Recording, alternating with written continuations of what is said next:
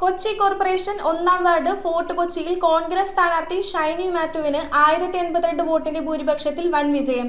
നിലവിലെ കൗൺസിലറായ ഷീബ ലാലിനെ പിന്തള്ളിക്കൊണ്ടാണ് ഷൈനി മാത്യു വിജയം കൈവരിച്ചത്. Kochi corporation 1-ാം ward fort Kochi തെരഞ്ഞെടുപ്പിൽ UDF സ്ഥാനാർത്ഥി ഷൈനി മാത്യു തകർപ്പൻ വിജയം നേടി കൗൺസിലിലേക്ക് തെരഞ്ഞെടുക്കപ്പെട്ടു. ശക്തമായ മത്സരത്തിൽ LDF സ്ഥാനാർത്ഥി ഷീബ ലാലിനെയാണ് ഷൈനി മാത്യു പരാജയപ്പെടുത്തിയത്. ഷൈനി മാത്യു ആകെ 2071 വോട്ടുകൾ നേടിയാണ് വിജയമുറപ്പിച്ചത്.